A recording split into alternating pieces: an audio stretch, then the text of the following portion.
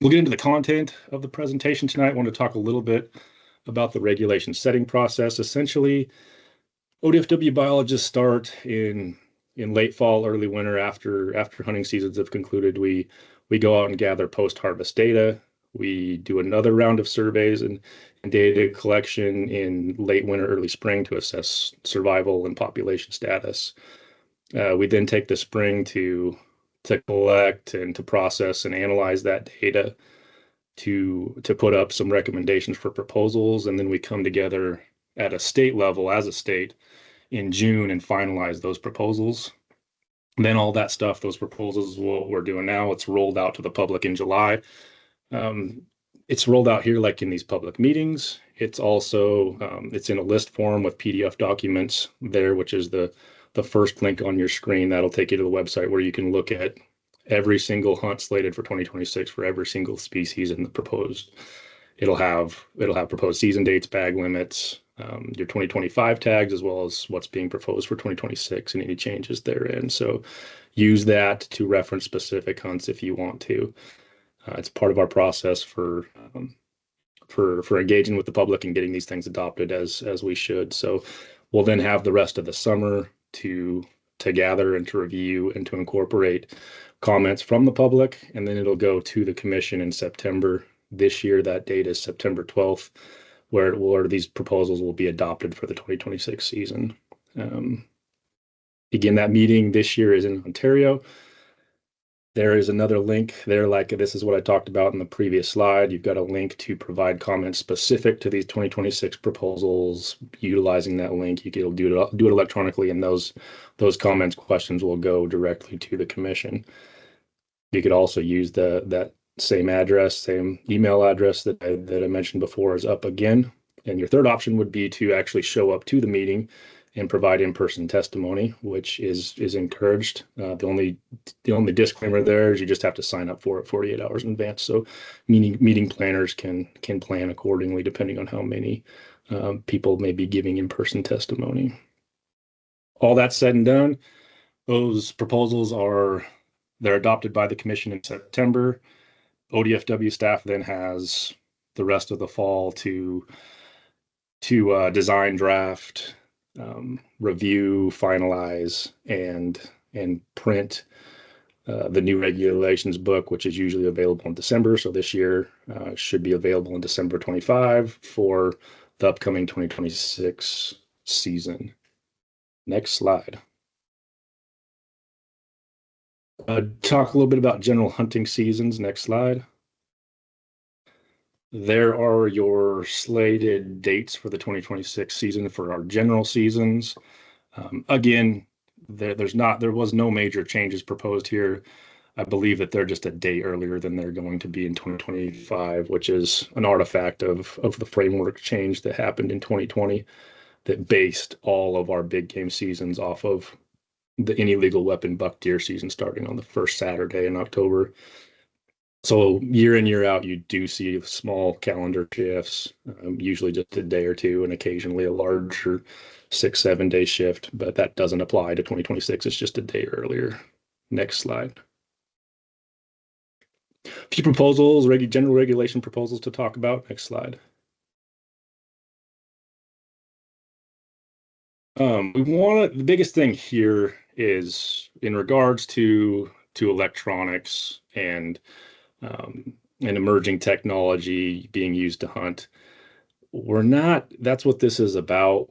We're really not changing the intent or what's alluded to in our current regulations.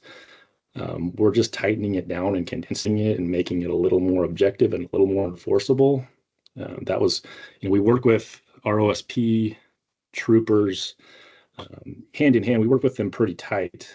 And a lot of the feedback we were getting from our existing regulations was that while people were essentially breaking the intent of the law, they weren't breaking the letter of the law. It was hard to enforce a lot of these gear violations the way our regulations were written or are currently written. So that's what this is an attempt to do. And I do just want to say this isn't in force yet. Again, this is just a proposal. It's got to go through and get adopted.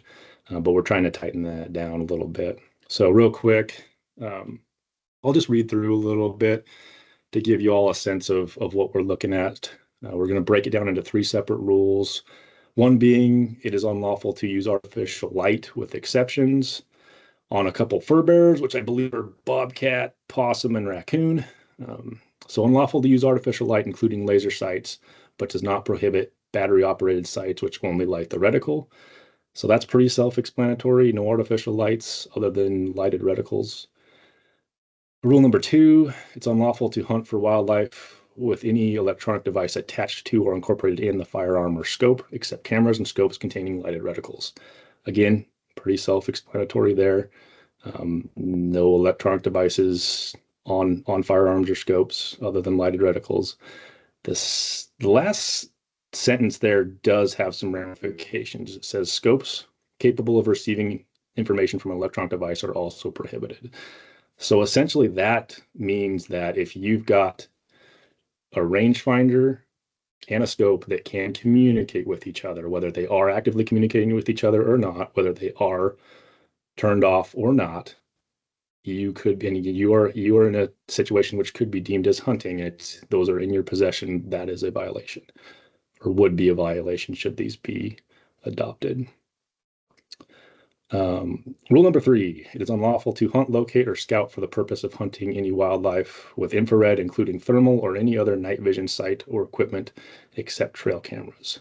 So there you go. Thermal imaging devices are out other than trail cameras. I would say this, the bottom line here is if you're someone that doesn't have this equipment, that isn't interested in it, that hasn't used it, that may think it's unethical, you're good. There's no issues. I would throw caution and recommend if there's people out there that have used this stuff in the past, have an interest in it, possess it, my recommendation would be that if there's a few loopholes, there's a few exceptions here, but if you're not absolutely sure that one of those exceptions or loopholes applies, I would just not use that stuff. I would just not use an artificial light, an electronic device capable of communicating with the firearm or scope, or any type of thermal imaging optics. I think that's the bottom line.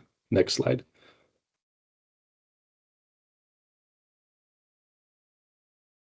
Then a couple just for note, this isn't a proposal right now, but ODFW, the agency, has been receiving some multiple requests to look into prohibiting hunting within a certain distance of wildlife crossings.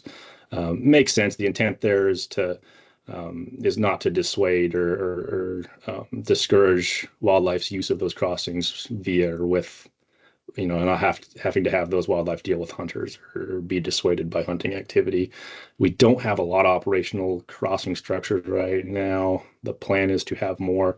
So just an FYI, this is probably something that's coming, but it doesn't apply to big game right now. And we'll see if it even gets proposed. It's not slated as a proposal for the 2026 season, but just something to keep in mind. Next slide. That will move on to some species-specific info as far as hunt structures and tag numbers, and we will lead with Mr. Andrew Myers talking about some of the big changes coming to our mule deer program in 2026. Thanks, Tucker. Yeah, this is probably the place where you're going to see the most changes next year in the hunting pamphlet. It's where we're proposing the most changes. This was all kind of brought on by a recent adoption of a new mule deer management plan in 2024. The biggest part of this plan was that we used Oregon-specific data, particularly collar data, to create herd ranges across Eastern Oregon for all of our mule deer.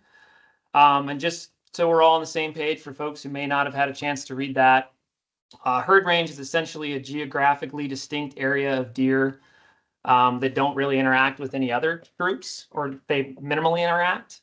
It contains all the life history, or I guess all the portions of a mule deer's life history that it needs. So that's winter range, summer range, and its migratory path are all contained within those herd ranges. And the big reason we did this was we wanted to start or basically implement scientifically based management for mule deer by essentially counting deer in the same places that we're harvesting them. We had some challenges there in the past, and this new structure basically allows us to count deer in the winter range.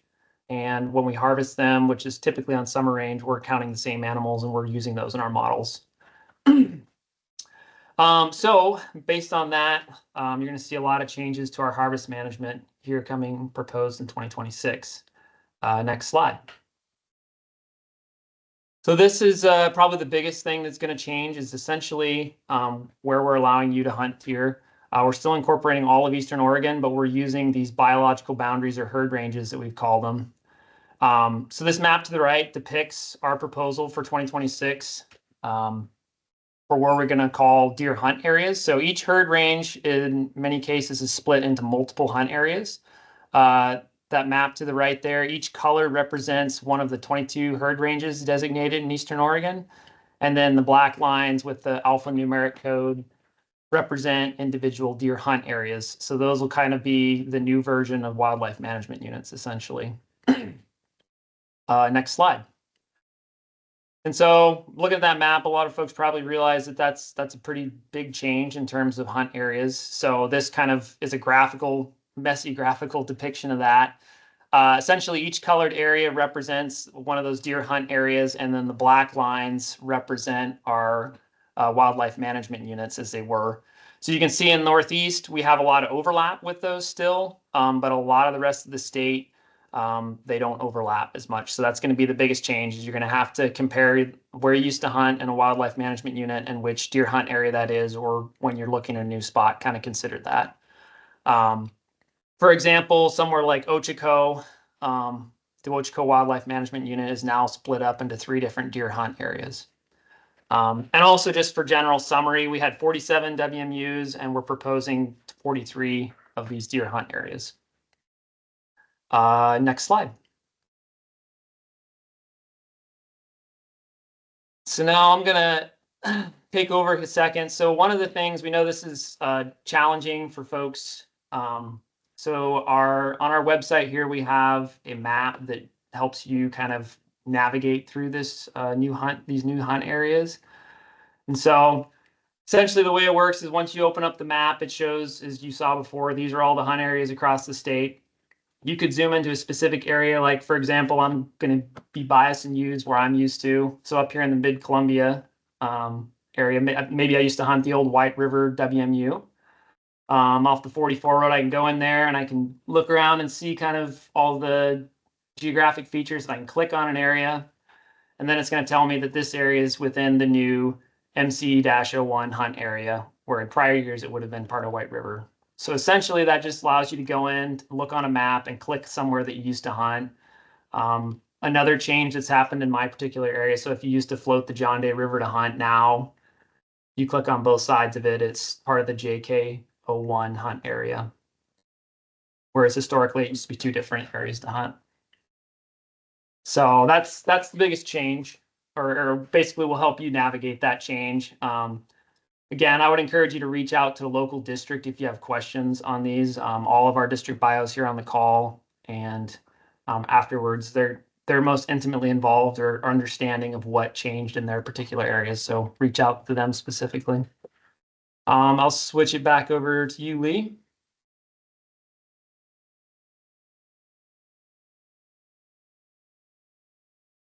Next slide. The other big change we have on our mule deer hunts is we changed the nomenclature. So historically, if you were hunting in the White River for the general or the kind of the any legal weapon buck hunt, that would have been 141B. Here, we kind of have that broken down slightly differently. Basically, if you look on the upper left there, you'll see MC101. So the MC would stand for the Mid-Columbia herd range. That tells you the herd range it's in. The 1 represents the series, so whether it's a 100 series or a 600 series, so basically it'll be a 1 or a 6. And then the 01 represents which mule deer hunt area it is within that herd range. So for example, MC101 is the Mid-Columbia, so the right block or polygon there, Mid-Columbia 01, any legal weapon buck hunt. Next slide. And just like we have it currently, adding a letter to the end will also kind of give you an indication of which weapon type is allowed for that hunt. So by adding an R to this, it becomes the Mid-Columbia 01 archery buck hunt. And then if it was a muzzleloader hunt, it would be an M. Next slide. And then additionally, in some of our hunt areas, we have multiple seasons. So for example, in my area, we have an early, kind of the general October timeframe hunt and also a late hunt. So if you add a dash to that, that indicates something other than that kind of general timeframe, any legal weapon hunt. So in this case, MC 101-1 would indicate the early Mid-Columbia 01 any legal weapon buck deer hunt. Next slide. And then the final change that you'll see in our proposals for 2026 is a big shift in tag numbers. It's going to be difficult for me to go into details on each individual areas. We should have plenty of time at the end to answer specific questions on that. I would encourage folks to look at the tag tables that are noted in that link below this at the bottom of this slide. But I'm just going to go over high level kind of changes in terms of Eastern Oregon and each weapon type. So for any legal weapon hunts in 2025, we had 39,000 tags proposed, or actually had 39,000 tags. We're proposing a decrease of 9%, about 3,600 tags. Primarily, that's based on this change in boundaries. Most of our biologists wanted to be conservative and just see how hunter pressure worked itself out so we didn't over-harvest any one area. In addition to that, there were a lot of biological concerns that we have year to year that affected that decrease in tags. Next animation, Lee. Next is archery. We again propose a decrease primarily due to this change in hunt areas and just being conservative. That was overall a 1,900 tag or 13% decrease from the previous year, or is proposed to be. Next animation. Then in muzzleloader, we had a little bit of an uptick, or we're proposing a bit of an uptick in tags, about a 7% increase. That's primarily due to some new whitetail only muzzleloader hunts. Additionally, in the northern portion of the Cascades in my district, as well as Deschutes district, there's some muzzleloader tag increase proposed. Next. Slight increase in youth tags, 18%. Next. And then premium tags, really the only change there is just the difference in wildlife management units. We had 47 in 2025, and then with these new hunt areas we're proposing, there'll be 43. So that ends up being, with one premium tag per hunt area, that ends up being a little decrease. Next. So overall, that results in a 10% overall tag decrease across all weapon types in Eastern Oregon. Next slide. So now to cover the 600 tag series for Eastern Oregon, any legal weapon tags, we have an increase or proposed increase from 25 to 26. Again, most of that is primarily due to whitetail only hunts. Next. We don't currently offer any archery or muzzleloader and don't plan to in 26 for this series. Next. And then we have a slight, basically the same, but a slight decrease in youth tags overall for the 600 series. Next. So overall, across Eastern Oregon, proposing a slight or a 16% increase, about 150 tags more in the 600 series. Next slide. Okay, I'll do our best to summarize that across the whole state for the 100 series. Overall, there's a proposed 10% tag decrease for the reasons I kind of mentioned. We do not have any 100 series changes proposed for Western Oregon. Eastern Oregon hunts are replaced with hunts aligning with that herd unit structure. So again, the big thing is those hunt areas are going to be a lot different this year. So you're going to have to consult your local biologist, use that mapping tool on our website, and ask lots of questions. Most of the tag reductions, as I mentioned, are due to shift in those hunt boundaries, and then we do have several areas with specific biological need. We do have some proposed, it's hard to tell in those overall numbers, but specifically in Northeast and other areas, an increase in whitetail deer tag offerings. Primarily across the 600 series, just to summarize for the whole state, we do propose overall, this is including Western Oregon hunts, a 3% tag decrease. Again, in Eastern Oregon, it will actually be an overall increase, but when you add in those West Side hunts, there are some proposals over there in 3 of the Northwest Western units to decrease some of those 600 series tags, and then a slight increase in the Applegate and our whitetail deer tags. And that's the summary for mule deer. Next slide. I'll let Jamie take it over. Awesome. Thanks very much, Andrew. Just a reminder, everyone, that you can use that QR code that's in the upper left-hand corner of your screen for submitting comments. So if you're not familiar with QR codes, just put your camera up from your cell phone and it should come up with a link, and you can tap on that link and it'll take you straight to where to enter in your comments. It's a pretty easy and straightforward form to fill out. You can see a lot of our changes are pretty heavy for mule deer this year, so there aren't a ton of changes for the elk this next coming year. We do have a new Dalles watershed archery hunt, so that will be 5 new tags.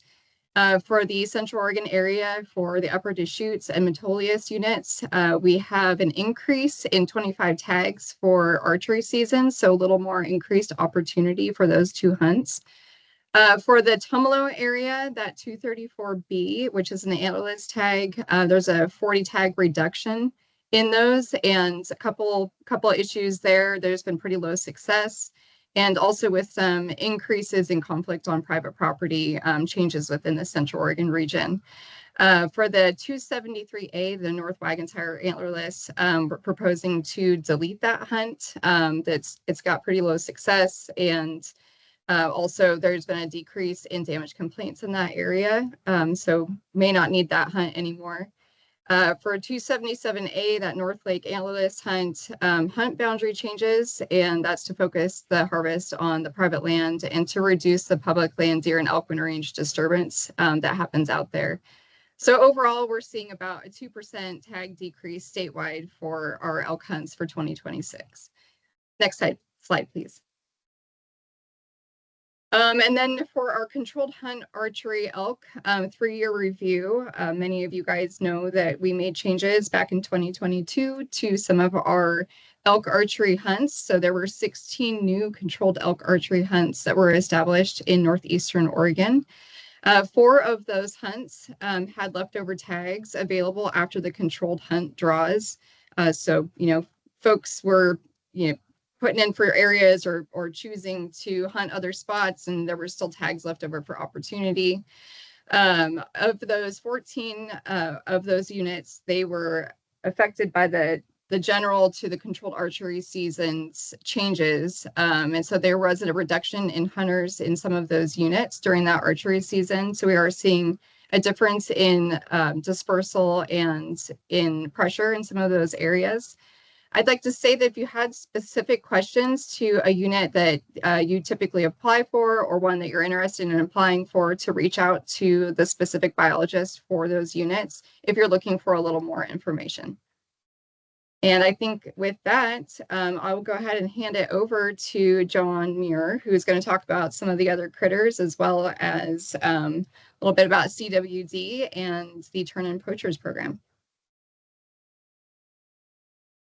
And so this is Lee Foster, the district wildlife biologist in Harney County. John's in Lakeview, and the internet in Lakeview hasn't worked very good ever since that fire burned over in Klamath County a week or 2 ago. So I'm going to take this.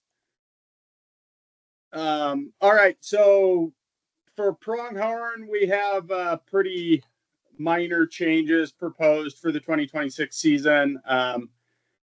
Probably the biggest change is to combine the North Wagon Tire and South Wagon Tire sub wildlife management units into a single hunt area for pronghorn. Tag numbers will remain the same as what is currently offered in North Wagon Tire at 35. So now if you draw that tag, essentially you can go south of the Christmas Valley Highway as well, and look around down there. that was due to, the South Wagon Tire Pronghorn was closed a few years ago due to low population numbers and low success. But I believe they're seeing enough of a rebound down there where they can accept a little bit of harvest if combined with North Wagon Tire. We're looking at a decrease in 5 tags for both the 476A and 476M Fort Rock Silver Lake hunts, bringing those down to 35 tags in total due to some private land conflict, I believe, mostly. John can try to jump in with his bad connection if I was wrong about that. And then over closer to my home area, we're looking at slight increases in both Beulah and in Malheur River with 5 tags in the 465 Beulah hunt, an increase of 5 tags up to 25 tags total, and an increase in 10 tags to both of the Malheur River pronghorn seasons due to, pretty decent success rates here over the last few years and apparently increasing population. So that all works out to about a 1% tag increase statewide. Very minor changes to bighorn sheep tag numbers. The only thing changing is an addition of a resident tag to the 575A1 South Central hunt, which brings it to a total of 2 resident and 1 non-resident tags. That's due to increasing mature ram populations in the hunt area. So that works out to a 1% or a 1% tag decrease statewide. I think there are some hunts in northeastern Oregon that are going on rotation with the tribes up there. So we're losing a few tags up there. Going on to mountain goat proposal, we're looking at a 10% tag decrease statewide. Once again, I believe primarily due to rotation with tribal hunters. The biggest change in our area is there will be no Central Cascades hunt for the 2026 season, whereas we have a public tag in that hunt area this year in 2025. In 2026, that will rotate to hunters from the Confederated Tribes of the Warm Springs. And then in 2027, it'll rotate back to public hunters. And then for bear, we're looking at a 1% total increase statewide. In our area, the change is an addition of 50 tags in the 731A South Central hunt area due to increasing demand and bear populations. So total tag proposals, just to go over everything, have it in one place for you guys.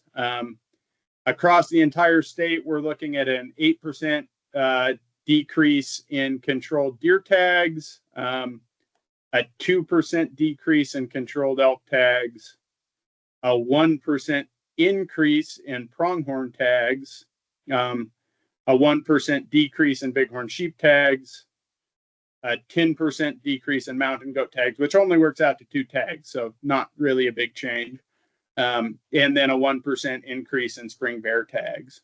So overall, total controlled hunt tags available in 2026 will be 4% lower than what was offered in 2025, or at least that's our proposal we're bringing before the commission. All right, and then premium hunts.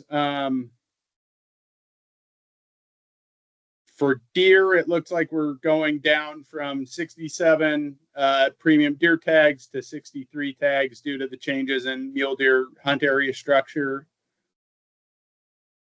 And then just a few updates and reminders. We are currently at the place where Oregon is surrounded by states that are positive for chronic wasting disease. And we still have not had a positive sample in Oregon yet.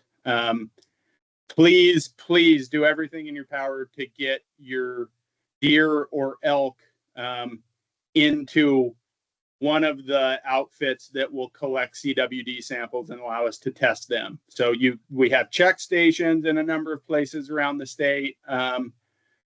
You can We have participating meat processors where if you take your animal there to be cut and wrapped, they can pull the sample for us. We provide them with a small fee for each sample they give to us as a courtesy. Same story for many of the taxidermists in Oregon. Ask your preferred taxidermist if they're participating in our chronic wasting disease surveillance program, and you can always bring your harvested deer or elk to one of our district offices. Helps if you call in advance during hunting season. We often have staff out in the field, not necessarily at home. So if you give us a shout before you're heading to town with that animal, we can make sure we have somebody there to take a sample from you. If you scan, we have a lot of QR codes in this presentation. This one will provide you more information about chronic wasting disease and sampling in Oregon. There's also a link there. We do have a website after you get your animal sampled where you can check your results in about 4 to 6 weeks. So if you're really concerned about this, as many of us are, and would like to hold off on eating anything until you make sure your animal's negative, we have a way for you to do that. And then, of course, please turn in poachers. We have the tip program. It has some real good rewards, whether that be money or preference points, whichever one you value more. I know which one I would probably value more. You can go to this link or scan this QR code to learn more about that program. But if you see something, say something. We only have so many staff out in the woods during hunting season, and we really do rely on public reports of bad behavior to make cases. And with that, I think Michelle is going to take over and lead the question and answer session for us. Hello, my name is Michelle Dennehy. I work at headquarters in Salem. And yeah, we're just going to open up to questions. So if you have a question, if you could raise your hand.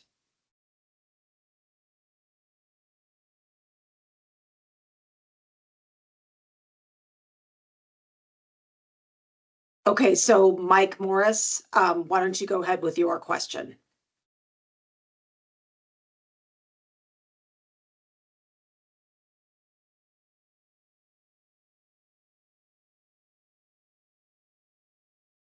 You're still muted right now.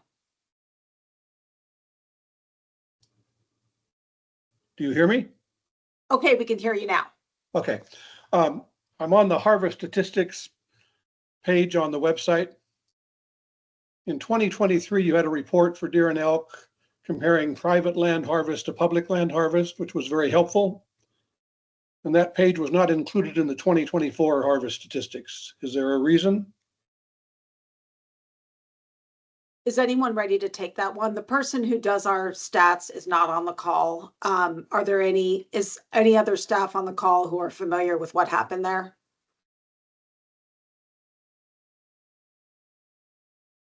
ODFW staff can jump in if you know. So is there somebody I should call to ask that question? Ray Dodd is our current stats person. The person who was doing it moved to another position, so it's a bit of an interim role. So I think I can send him a note and just ask about that, Mike. So do you know if they collected the information? I'm just not sure. I'll need to get in touch with them. All right. His name was Ray Dodd? Yeah. Okay. I have more questions, but it's somebody else's turn. Okay. Spencer, do you want to ask your question? Just be sure to unmute. Hi, yes, can you hear me? Yes. So my question is specifically in regards to kind of the combining of multiple units for the deer tags, specifically the Metolius unit being combined with the Upper Deschutes, and then the North Warner unit being combined with the South Warner, and then also part of the Beatty's Butte unit.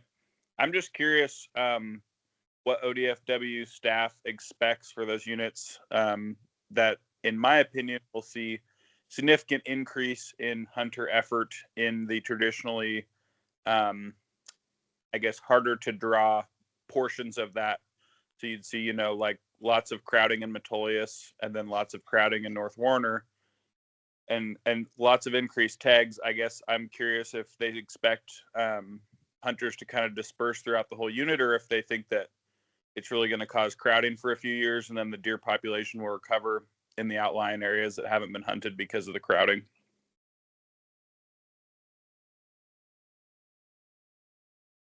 And I think, Andrew, that's your district. Okay, great. Yeah. Hi there. I'm Andrew Walsh. I'm the district wildlife biologist out of the Bend office, so I can speak to the Metolius Upper Deschutes part of the question. Yeah, you're right. It's a combination of prior wildlife management units that certainly had a much different hunt strategy. The Metolius being more of a quality type, management strategy, and the Upper Deschutes being more of an opportunity. We're following, at the end of the day, we're following what the deer data, the herd range, migrations and those sorts of things, the data we've been collecting over the last decade or so. We're following that primarily, and then trying to figure out the hunt strategy, on top of that.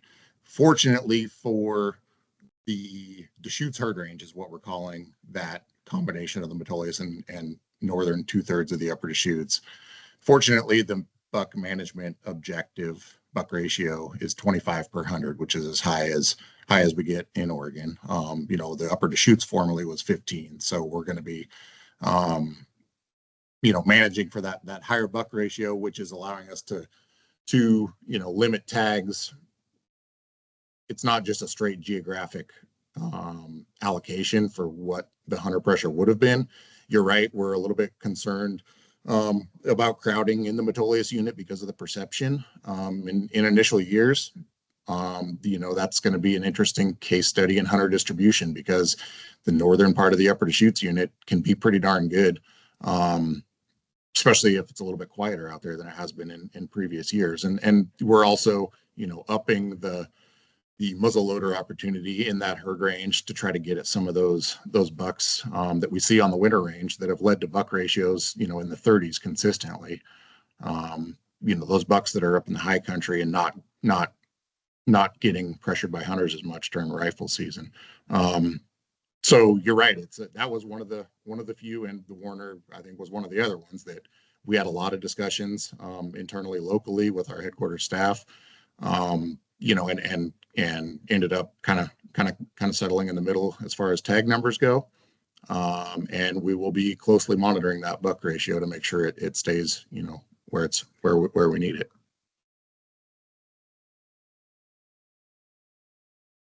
Okay, and I think, would someone like to say something about North Warner? Would that be Lee? No, that's me, Michelle. This is John Muir. I'm the district bio. I'm sorry. Sorry That's about okay.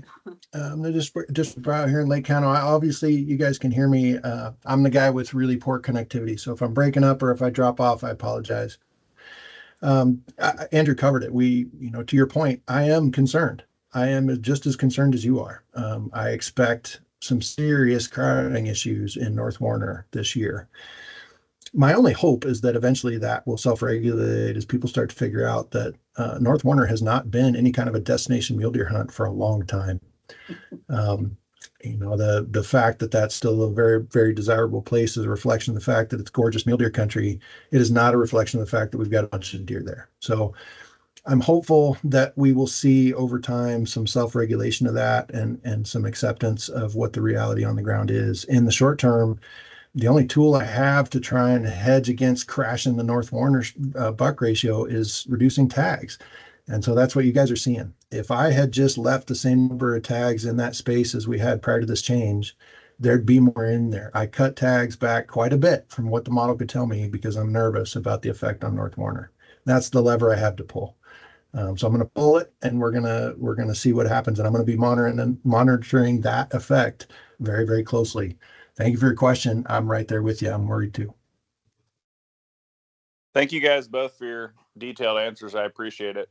Was there any discussion about potentially breaking those two areas or other similar areas, if they exist, into like a subunit hunt, to try to, I guess, kind of like lessen the slope of the dive into that, full immersion into the, herd range. I know like up in the Northeast, a lot of those units are very similar to or the same as what they were before, I think because of whitetail stuff. But I was just curious if, if there was any talk of, splitting it and maybe doing a smaller amount of tags in the first year and then ramping it up to be more even, for a couple of years to follow. If I can real quick, and anybody else, please jump in. Stuff like that has been very much a part of the discussion, Spencer. We have considered those things. We've looked at those options. I think what you'll see through time is that as we get harvest data from these new boundaries, as we understand how hunters are going to choose to distribute themselves given these new boundaries, we might see some of that. But the push right now, without really knowing the answers to those questions, is to try and let what the deer are doing inform our decisions. And, that's a reflection of the fact that the boundaries we've all been using for the past 70 years were drawn based on highways and political boundaries. They had nothing to do with biology. And so we're really trying to let the animals under current distributions inform these decisions. But I think going forward, where we can recognize we have issues, we're going to try to address them.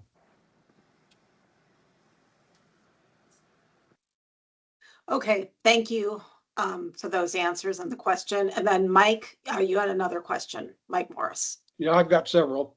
Okay. I'm on the mule deer population estimates, composition, and buck ratio. And I'm on the one that's 2021 through 2025. So my first question is, when it says 2025, those are the comp counts done last November, December. Is that correct? Yeah, and is there a person on staff one of the wildlife biologists want to weigh in on that? Yeah, I can weigh in. Yeah, those numbers you're seeing you said 2025? Right. Yeah, those are from December 2024. That's the last counts. Correct. If they're herd composition numbers? Well, no, I'm looking at the buck ratios and the fawn ratios first. Yeah.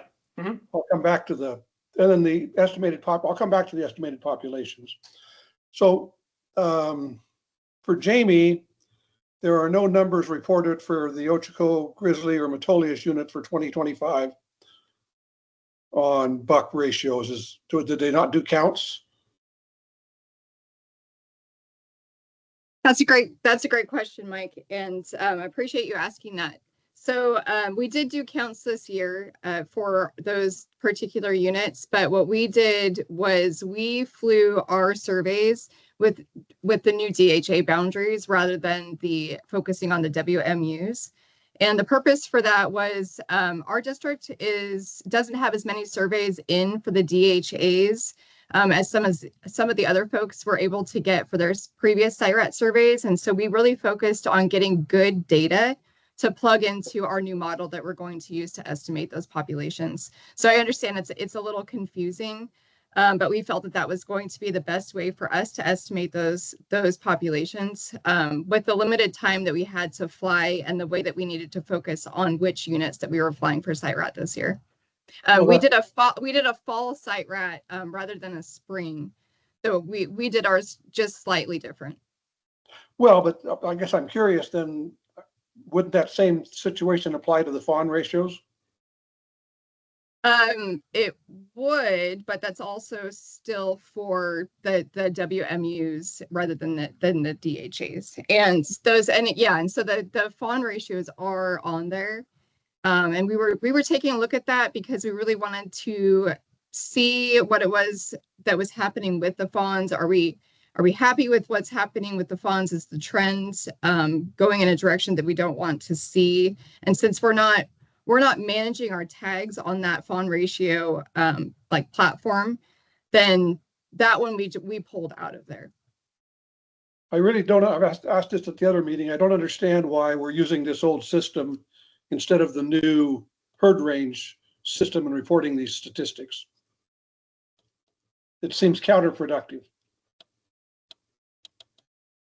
In regard to what's posted on the website and Yes. In other words, it should have Okay, yeah. said, my opinion, it should have said Ochoco Herd Range District. Here are the actual counts we did for the whole herd range district. I think that is really good feedback to hear that, you know, possibly including a note, like just a brief note, or an asterisk would be probably less confusing. Yeah, it makes. And I makes no- captured that, so we'll pass that on to the person who's doing our statistics. I mean, I thought that was the whole point, was to get rid of this unit management system based on roads and use the herd range district. But for a guy like me sitting there trying to figure out what's going on, I can't match anything up. Because my hunting area isn't the Ochoco game unit, which has these numbers. It's a whole different unit. My biggest concern is I'm looking at the overwinter fawn survival estimate. And for the last 2 years, it appears only 6 units have gone out and actually done a spring fawn survival survey. Yeah, I can speak to that a little bit. So part of this transition is moving to an integrated population model where we're using data streams. With the part of the purpose of this was to get ODFW out of the air, and that wasn't all biologically driven. We're trying to reduce some of our costs. Helicopter time is very expensive. It's also very dangerous. And one of the statewide decisions was to stop collecting our spring composition data, which essentially nullifies that overwinter fawn survival estimate that we have. And that's why you don't see those starting in 2024, because that's when that took effect. And other, some of our mule deer technical team members can maybe support me on this, but the idea is that the model is going, it's new. I mean, this isn't, we made that decision not entirely based on biological data, but the idea is that as we continue to collect this at the herd range, and as we continue to distribute callers in different areas and gather data, we will have other data sources to inform overwinter fawn survival, and that's what we'll use. We'll put that into the model. It will be comprehensive and should be reflected in time of all the areas throughout the state. Although right now it may not be if we don't have a lot of historical caller data in those particular areas. I guess I would respond with the Ochoco unit. Given those fires we had this year, the huge damage to winter range, the problem with horses across in Murderers Creek, this would have been a really good year to do that. Because I'll tell you, from our observations being up there, you don't have too many fawns left on the east end of the Ochocos. I absolutely echo your same concerns. Yeah, Mike, and I can chime. This is Lee Foster and Hines. I can chime in a little bit more too on this issue because you got the same problem in Sylvie. Yep, absolutely. And I mean, I would posit that we all have some of the concerns you have, that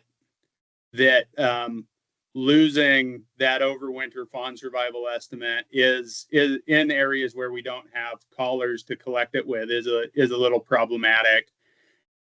Part of the reason we went that direction, though, was our survey design.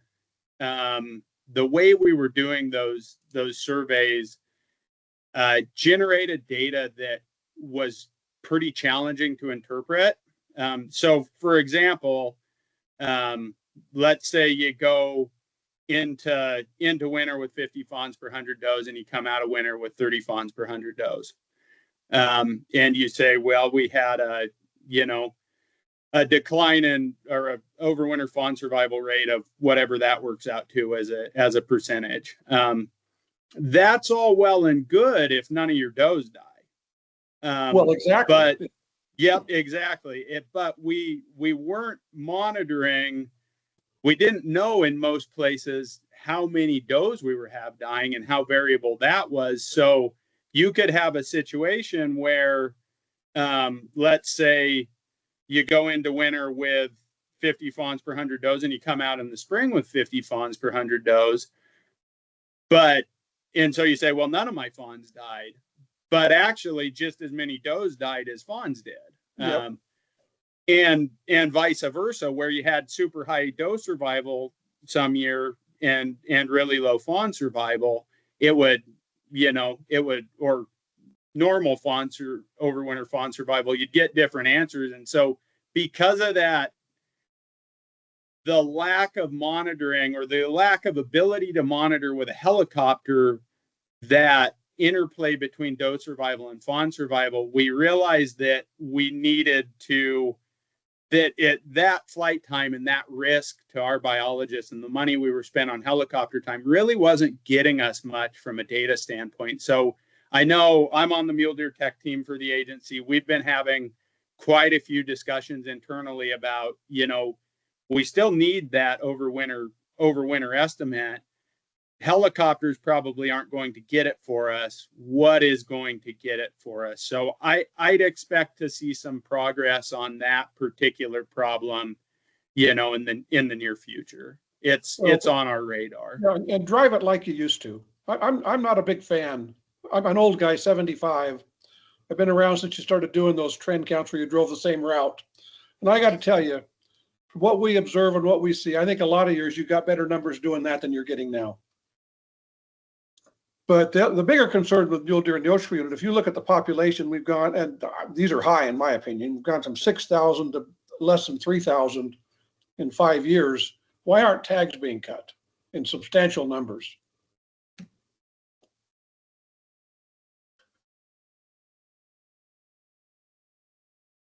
I agree with you also that I do think that population estimate may be on the high end, just especially anecdotally and just from looking at the trend just in general. In regard to the cutting of the tag numbers, I think here we are having this conversation, right, about moving from our wildlife management units that were drawn on those arbitrary and political lines now to that biological herd range. And that is our hope, is that what we're doing now using the biological data will inform us better on setting those proper tag numbers for the population estimates that we're getting. Yeah, well, excuse my chuckle, but I've been doing this a long time, and I don't see any scenario where ODF&W cuts tag numbers the way they should because of declining populations. I mean, I was around when there were 600,000 mule deer in Oregon. All right, I still have more questions, but it's somebody else's turn.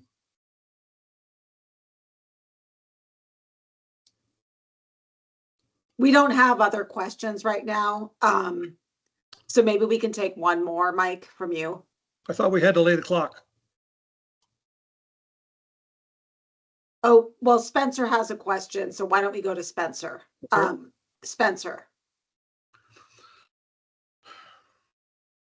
Yeah, I'll give you a brief break here. I'm just curious, are there any people at ODFW looking into reducing cat numbers either by upping hunter harvest or by using contract hunting? I know that we rarely meet our quota for cats and usually don't even get close to it.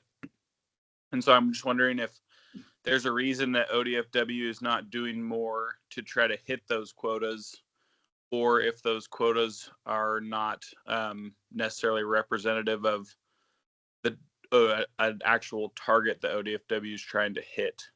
And I know that, there's lots of people begging to let the hunting community hunt with dogs, and I'm not someone who would use dogs because I don't have any, but I'm just curious if that's something that's been discussed recently to try to help alleviate some of ODFW's, some of the deer population's predation, and especially overwinter predation.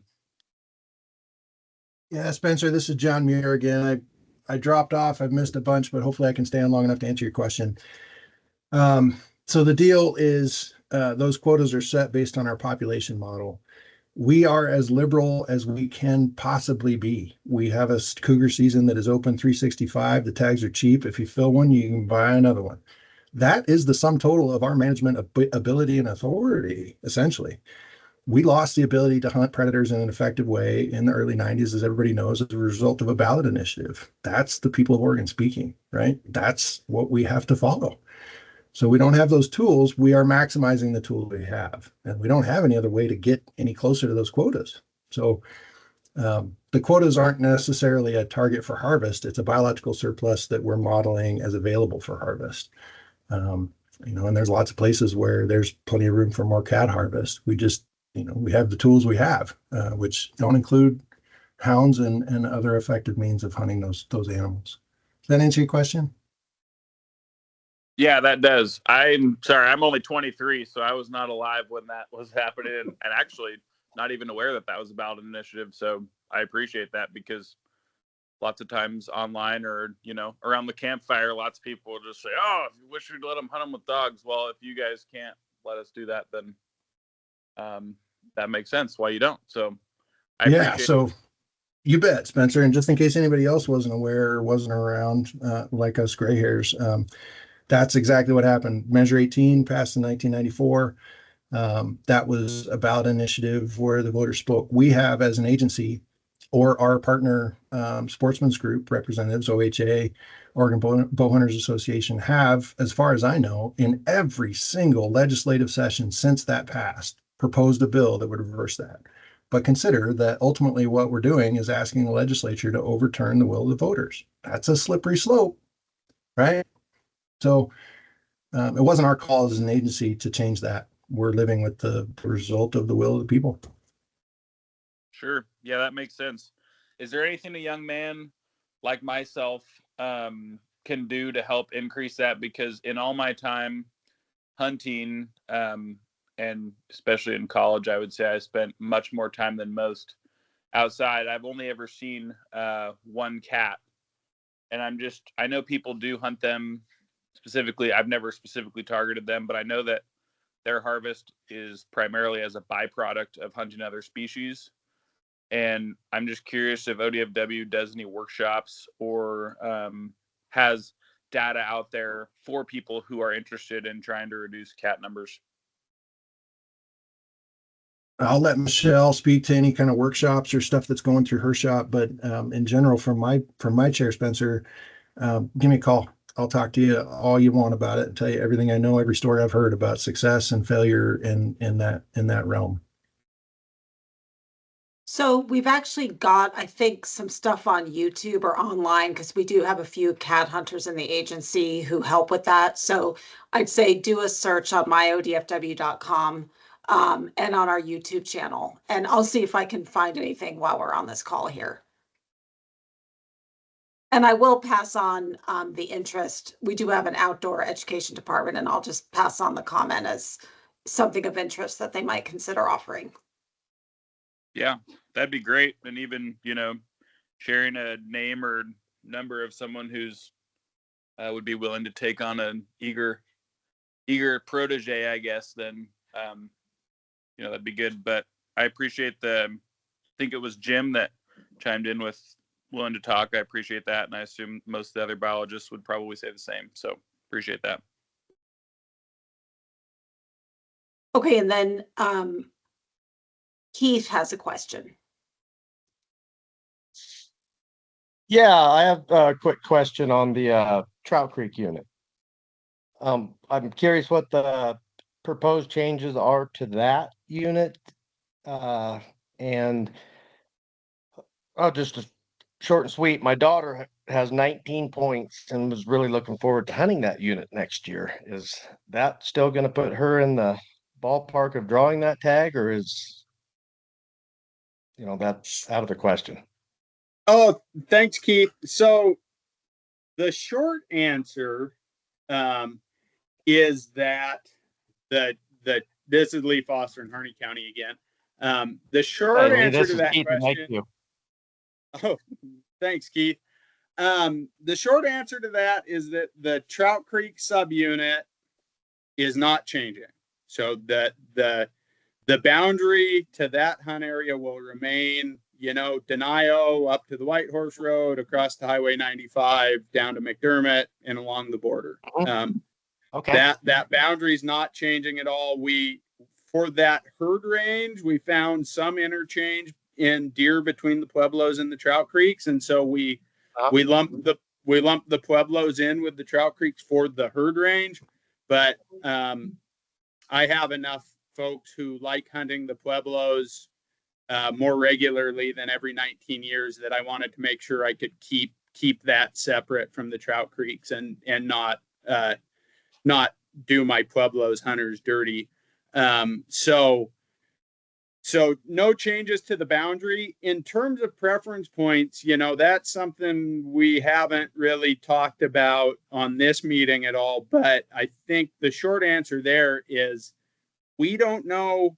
And anybody who says on the internet that they know what's going to happen with how this is going to affect preference points is not telling you the truth, because it's really unclear to all of us what this is going to do to preference points. I know a lot of folks, I heard stories of, burned their points this year. So maybe we have some of those high preference point holders out of the system and things will be a little easier to draw next year. But at the same time, we're cutting tags 10%, and that's going to make it harder to draw tags in a lot of places. So with 19 points going into next season, she could have drawn it this year pretty close, I think. Maybe not quite. I would hope that that's enough for the Trout Creeks next year. Perfect. I think you talked to Abby the other day, as a matter of fact. Okay, good. All right. Thank you. Okay, thank you, Keith. And I did do a search of my ODFW, and there is an article called 10 Tips to Being a Better Cougar Hunter with a video featuring one of our bios who hunts. So he's got some tips there. Okay, so I see Jamie. Jamie, do you want to ask your question? Sure, thank you. Sorry, I got on late, but I eventually made it on.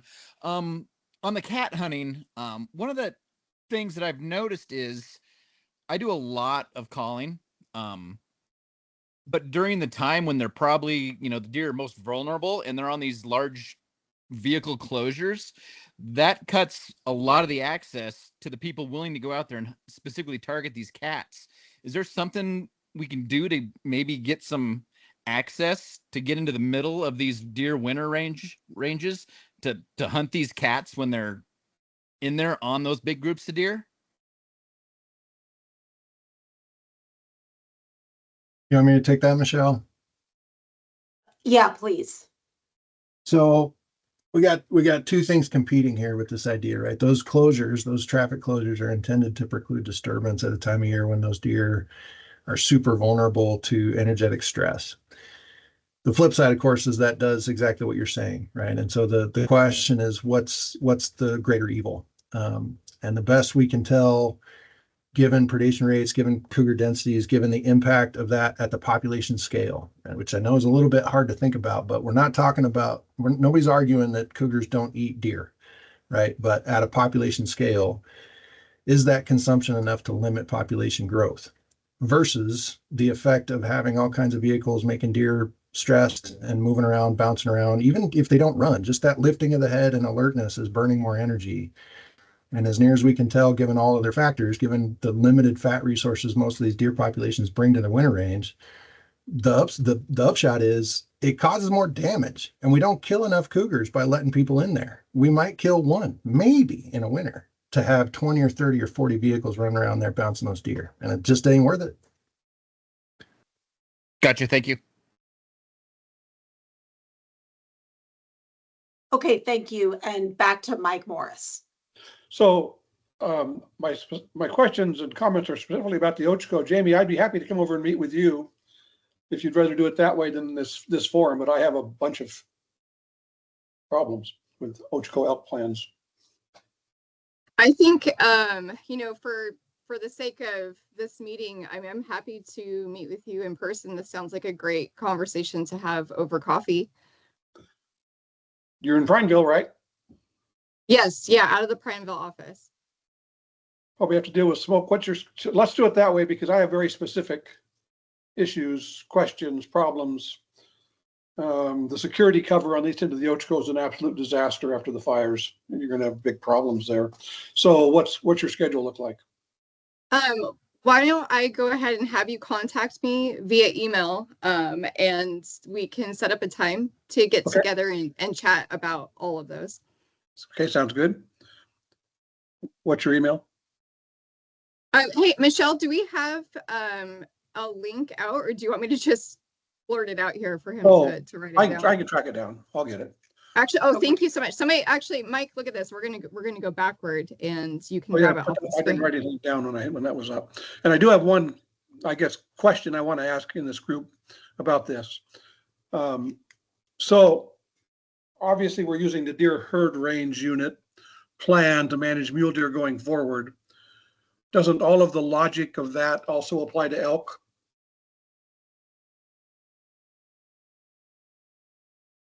And I know the answer to that is not right now, but I think maybe it would be better if one of the wildlife bios took that on, if anyone can.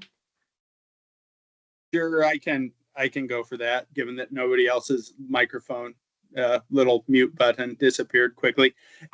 Yeah, Mike, I think the logic does go for elk too. Obviously, the elk herds are going to be moving differently from the deer. Right. And so let's see, 2-3 years ago, in certain part in Northeast Oregon and maybe over in the Deschutes district, we started collaring larger numbers of elk with GPS collars, which was the basis of all of this for deer, was that GPS collaring effort. We moved into my district here last winter, put out 30-35 collars, as well as in a few other places across the state. We still don't have collars everywhere we need collars yet. So we're actively working on collaring a similar sample of elk as we did for deer in order to draw these herd ranges. And I don't think I'm out of line if I say, yeah, we're probably moving that direction. I think we've had some headquarters staff say that on podcasts already, so I can say it too. Okay. But we're still we're going to be some number of years out from that before we have the data collected and analyzed in a way that lets us make semi-intelligent decisions about what elk harvest management is going to look like going forward. And it's going to be probably, the herd, there's going to be a heck of a lot fewer herd ranges for elk than there is for deer. I think that's clear just based on the little bit of collaring we've done so far. So, well, looking at your cap ratios, you better do something fairly quickly. Mm-hmm. That's a statewide disaster. Well, I don't know about Western Oregon. It's an Eastern Oregon disaster. Did you pop that page up yet with the email address? Yeah, it should be up on your screen now if you look at it. Oh yeah, hold on. I'm in the wrong place. Okay, hold on. All right, well, that's what I have. Okay, so I don't have any more questions. But just to kind of recap what happens next. B. Crane. Go ahead. Krein. You're muted right now.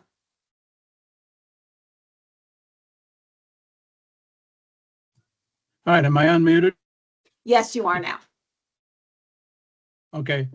Yeah, I have a little concern. I have a fairly extensive experience in mule deer and blacktail. One of the bios made the comment that spring herd composition would possibly change because more does would die in the winter than the fawns. And my experience with deer is that fawns die first, the bucks die second, and the does are the last ones to die. The only way I've ever seen that you can change the doe to fawn ratios is when you have, 8 or 9 or 1,000 doe tags at the end of the season. So just a comment. Okay, thank you. So just to recap kind of what's next, this is going to go before the Fish and Wildlife Commission on September 12th in Ontario. It'll be a hybrid meeting meaning it'll be streamed online and you can testify online. Typically about 10 days to 2 weeks in advance, there's a link on our commission page with a form to register. We'll put out a news release about it, and you just need to register to testify and with it. Excuse me, you need to register usually the Wednesday before at 8 a.m. is the deadline, and then the meeting is on Friday. And again, we'll have more information at odfw.com about how to do that. Also, you could just send a comment directly to the commission. On odfw.com, we have a page called rulemaking. And if you click that, that has all our current rulemaking happening. And there is a link to submit comments for the big game regulations as well.